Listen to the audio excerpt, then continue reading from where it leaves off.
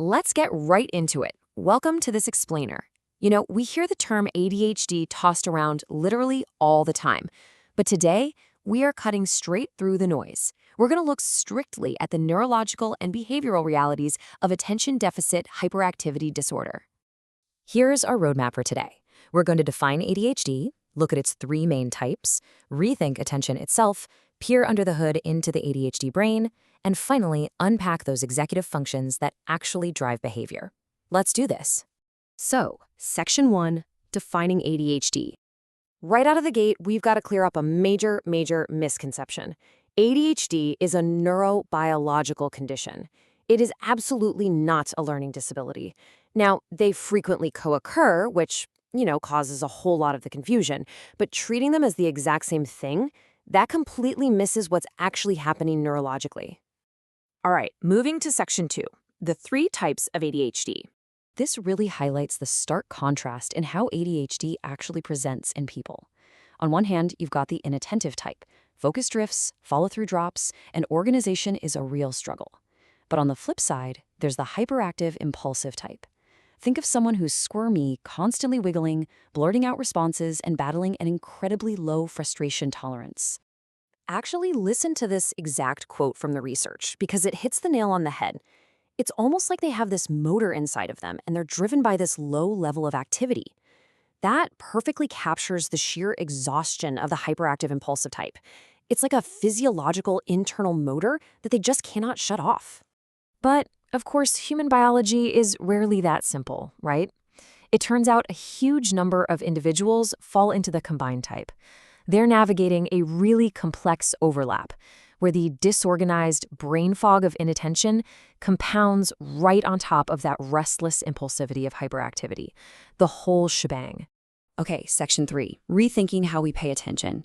We tend to treat attention like it's a simple on and off switch, but it's really more like a 5-gear engine.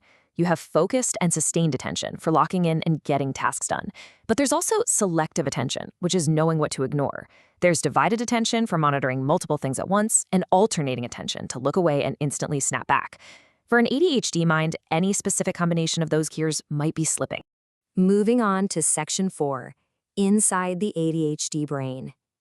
So, if this isn't just a behavioral choice, if it's not just a lack of willpower, where exactly is the root of the issue hiding? Well, the science unequivocally points to the brain itself, driven by a really complex cocktail of factors. It starts with neurochemistry and genetics, and much like learning disabilities, this tends to run in families. Then we see actual structural differences in how the brain processes that chemistry. Toss in some situational environmental triggers, and you've got a perfect storm that fundamentally alters how the brain functions. Which brings us to Section 5, Executive Functions and Behavior. So, how does this unique brain wiring show up in real, everyday life? It manifests in our executive functions. Think of these as the brain's operating system: working memory, activation or arousal, emotional control, and problem solving. Let's break down how ADHD impacts these 4 critical pillars of daily living. Take working memory, for example. This is your ability to hold on to information just long enough to actually use it. Imagine this function constantly glitching. Retaining step-by-step instructions or pulling up known facts mid-conversation becomes incredibly frustrating. It's like a constant, invisible roadblock in your mind. Then there's activation and arousal. Sometimes just getting started is a massive hurdle, and this is exactly why someone might be unfairly labeled a procrastinator. They might be under-aroused and need intense prompting just to begin a task, or completely over-aroused and jump the gun entirely. Sustaining that effort to actually cross the finish line is a daily, unpredictable battle. Emotionally, we see a massive hit to frustration tolerance. Having to wait their turn or smoothly transition from one activity to another, that can trigger intense mood swings. And because of this lack of emotional breaks, they frequently miss subtle social cues, which makes basic social pacing incredibly difficult to navigate. Finally, problem solving can become a total nightmare. An ADHD brain might get completely overwhelmed by details or conversely hyper-focus on the absolute wrong detail. Time management slips, self-evaluation is super tough, and critically, they often lack repair strategies, meaning when a plan goes sideways, they just don't instinctively know how to pivot and fix it. So as we wrap up this explainer, I really want to leave you with this thought.